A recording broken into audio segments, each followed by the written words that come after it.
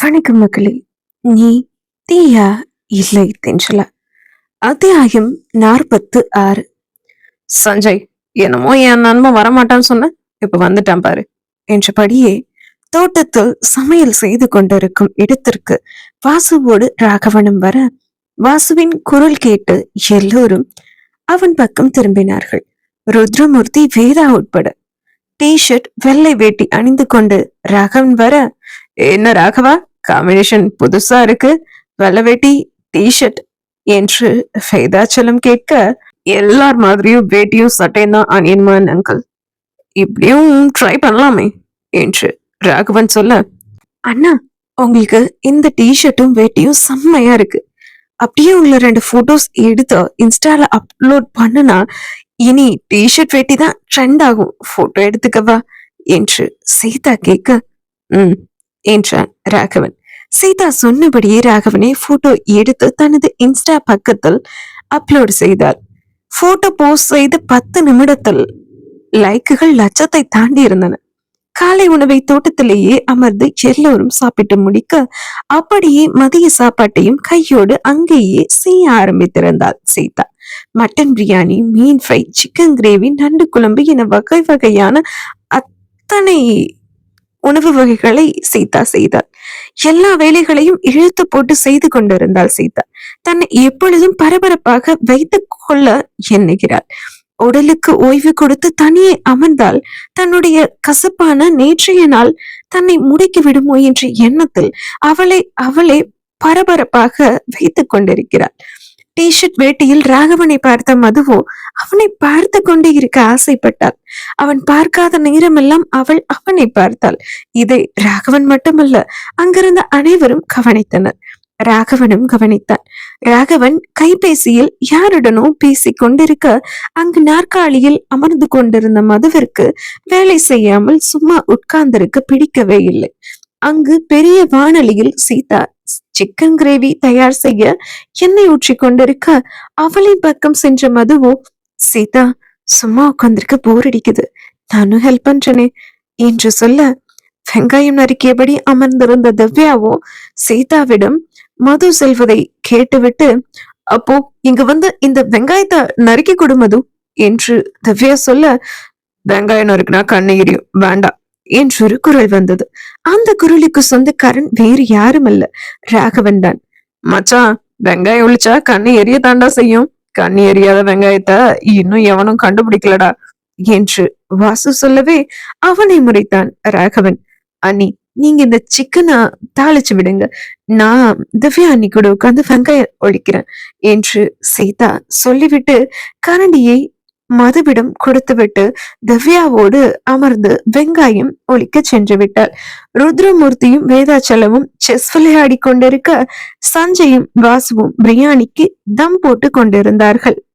ராகவன் தன் company வெளிநாட்டு பங்கீட்டாளரிடம் கைபேசியில் உரையாடி கொண்டிருந்தான். திடீரென்று ஆ ஆ என்றொரு சத்தம்.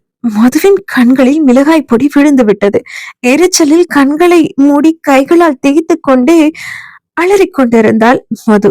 அதை பார்த்த சஞ்சயோ, என்னாச்சானி என்று அவளின் பக்கம் செல்ல போக சஞ்சயை கைப்பிடித்து தடுத்தான் வாசு. என்ன மாம்ஸ், கைய விடுங்க அண்ணி, கண்ணுல ஏதோ விழுந்துருச்சு போல என்று சஞ்சய் பதற, எதுக்குடா அந்த பதட்டம், அங்க பாரு என்று வாசு கண்களை காட்ட, மதுவின் தோள்களில் கை போட்டு பக்கவாட்டாக அழைத்து வந்த ராகவன் ஒரு நாற்காலியில் அவளை அமர வைத்து அவள் கண்ணில் இருந்த தூசியை ஊதி எடுத்துக் கொண்டிருந்தான். எரிதே எரிதே என்று புலம்பிக் கொண்டிருந்தாள் மது. வேலை செய்யும் போது கவனமா இருக்க தெரியாதா என்று அவளை திட்டிக் கொண்டே, முத்து ஐஸ் கியூப்ஸ் எடுத்துட்டு வாங்க என்று ராகவன் சொல்ல, முத்துவும் ஐஸ் கியூப்ஸ் கொண்டு வந்து கொடுத்தான். ஐஸ் கியூப்ஸை காட்டன் துணியில் கட்டிய ராகவன் மதுவிற்கு ஒத்தடம் கொடுத்தான். சில்லென்று இருந்தது மதுவிற்கு. ஒத்தடம் வைத்துக் கொண்டே, இப்போ ஓகேவா என்று ராகவன் கேட்க, என்றாள் மது. அவனின் அருகாமை அவளை ஏதோ செய்தது. அவனின் தோல் சாய, அவனின் கரம் பிடிக்க, அவனை அணைத்துக் கொள்ள, இப்படி எல்லாவற்றிற்கும் மதுவின் மனம் ஏங்கியது. அவளின் இயக்கங்களை அவளால் கட்டுப்படுத்த முடியவில்லை. தவித்தாள் பெண்ணவள். அவன் அவளின் அருகில் வரும்பொழுதெல்லாம் வெக்கங்களை அள்ளி பூசி கொண்டவளாய் சிலிர்த்து போகிறாள் மது.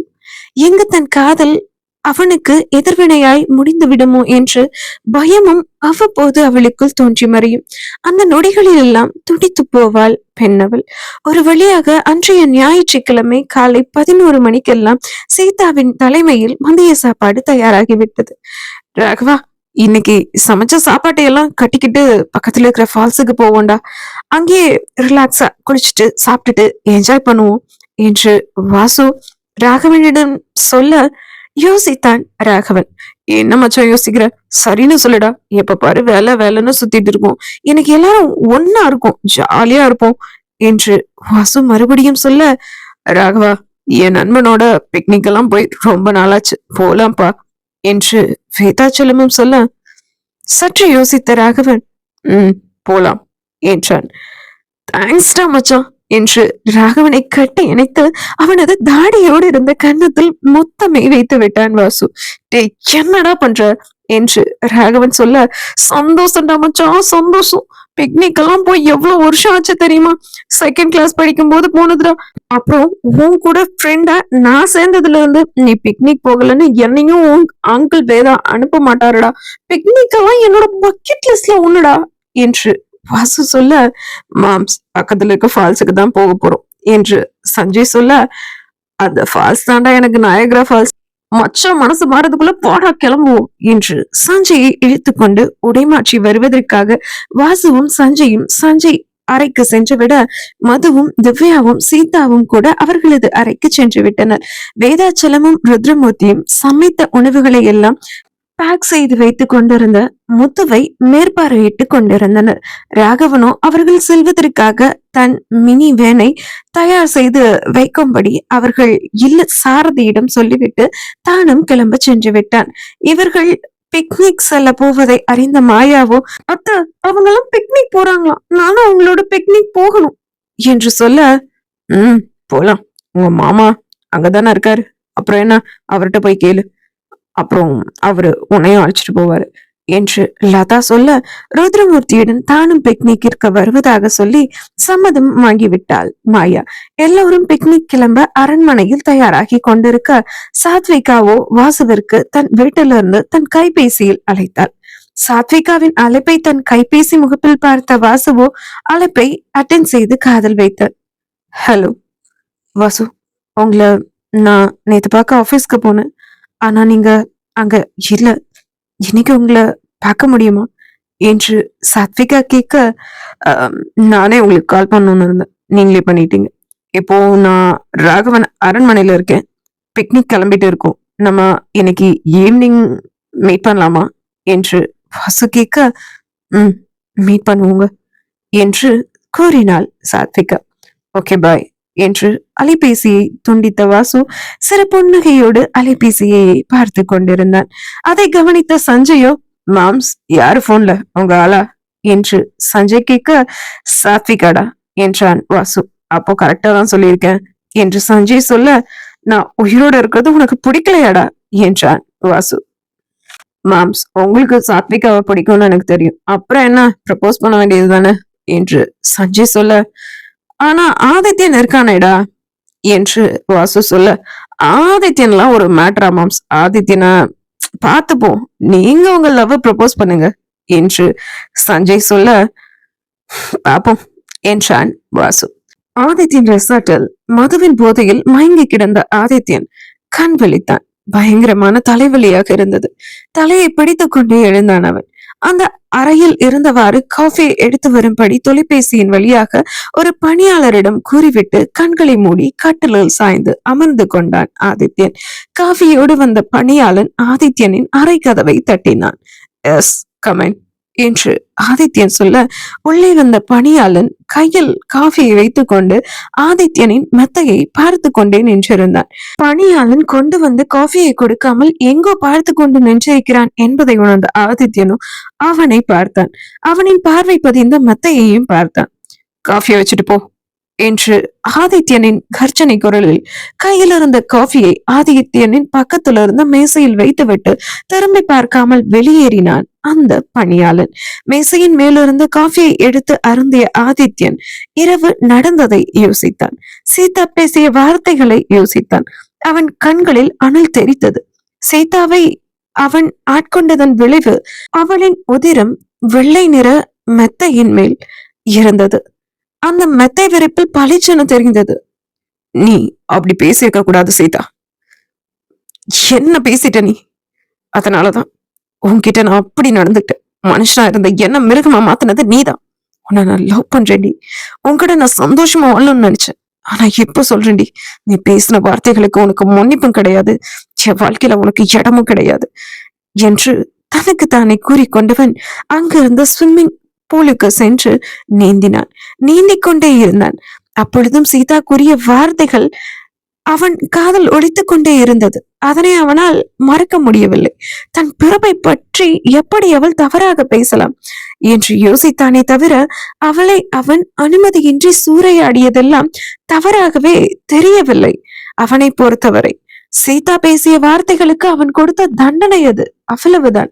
சீதா இடத்தில் வேறு யாராவது ஒரு பெண் இருந்திருந்தால், சீதா கூறிய அதே வார்த்தைகளை அந்த பெண் கூறியிருந்தால், நிச்சயம் சீதாவிற்கு கொடுத்த அதே தண்டனையை அவளுக்கு ஆதித்யன் கொடுத்திருப்பானா என்றால் நிச்சயமாக செய்திருக்க மாட்டான்.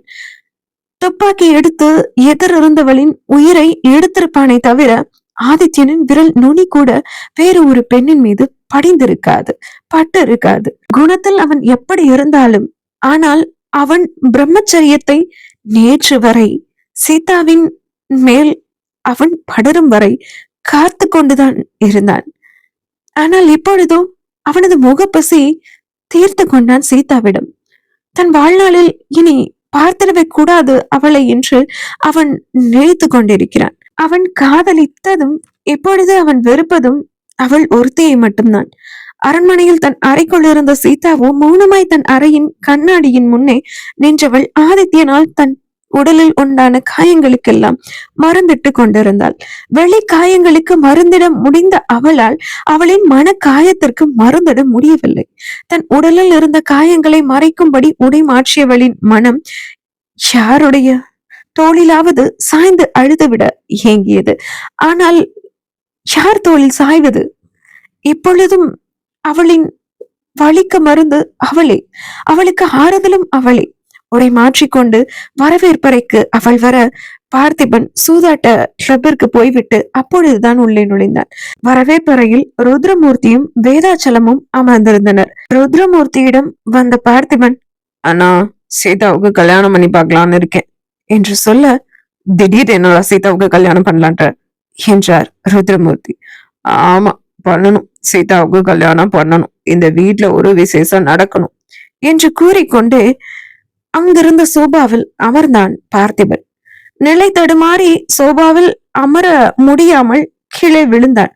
டேய் என்னடாச்சு உனக்கு என்று பதறி போய் எழுந்தார் ருத்ரமூர்த்தி. பெரியப்பா டென்ஷன் ஆகாதீங்க, மூக்கு முட்டை நல்லா குடிச்சிட்டு வந்திருக்காரு இவரு என்று சொன்ன சீதா, முத்து அண்ணா என்று முத்துவை அழைத்தாள். முத்துவும் வரவேற்பறைக்கு வந்தான். வரவேற்பறைக்கு வந்த முத்துவிடம், அப்பா வளைச்சிட்டு போய் அவரோட அறையில படுக்க வைங்க என்று சீதா சொல்ல, முத்துவும் பார்த்திபனை கைத்தாங்களாக அழைத்து கொண்டு அவரது அறையில் படுக்க வைத்தார். அந்த சமயம் மது, திவ்யா, சஞ்சய் என அனைவரும் பிக்னிக்கிற்கு தயாராகி வரவேற்பறைக்கு வந்துவிட அவர்களை பார்த்த வேதாச்சலமும், ஆமா வாசுவும் ராகவனும் எங்க என்று கேட்க, வாசுவனா ராகவன் அண்ணாவை அழைச்சிட்டு வர அவரோட அறைக்கு போயிருக்கிறாருப்பா என்று சொன்னாள் திவ்யா. ராகவனின் அறையில், டேய் என்னமோ சொல்லணும் சொல்லிட்டு இப்படி அமைதியாவே இருந்தா எப்படி என்று தன் கையில் கடிகாரத்தை கட்டியபடியே ராகவன் கேட்க, தலை குனிந்தபடியே ராகவனின் மெத்தையில் அமர்ந்திருந்தான் வாசு. அவனை பார்த்த ராகவனோ சீப்பை எடுத்து வாசுவின் மேல் எரிய, அதை பிடித்த வாசு தலை குனிந்தபடியே, ஹலோ சாத்விகா, நான் என்ன பண்றது சொல்லு என்றான் ராகவனிடம். என்ன பண்றதுனா எனக்கு புரியல என்றான் ராகவன். நான் சாத்விகாவை விரும்புறேன்டா, அவளை எனக்கு பிடிச்சிருக்கு. மதுவை அடைச்சு வச்சிருக்கிற விஷயத்த அவகிட்ட சொன்னதும் உடனே அவதான் ஆதித்யனுக்கு ஃபோன் பண்ணி அவங்க அத்தைக்கு நெஞ்சு வலி அப்படின்னு எல்லாம் சொல்லி அவனை தசை திருப்பி விட்டா. மதுவை அவன்கிட்ட இருந்து காப்பாத்துனது சாத்விகா தான்டா. ஆதித்யன் மாதிரி இல்லடா, ரொம்ப நல்ல பொண்ணு என்றான் வாசு. ராகவனிடம் பதில் இல்லை. மச்சான் ஏதாவது சொல்லுடா என்றான் வாசு. என்னடா உனக்கு பிரச்சனை என்றான் ராகவன். சாத்விகா கிட்ட இன்னைக்கு ஈவினிங் லவ் ப்ரப்போஸ் பண்ணிடட்டுமா என்றான் வாசு. அவ நல்ல பொண்ணு, உனக்கு அவ சரியான மேட்ச் தான். பட் அவளை நீ லவ் பண்ணலாம், கல்யாணம் பண்ணணும்னு நினைச்சேன்னா ஆதித்யனை சமாளிக்கணும் என்றான் ராகவன். ஆதித்யனெல்லாம் ஒரு மேட்ரே இல்லடா, அவன ஓரங்கிட்ட தான் நீ இருக்கல்ல.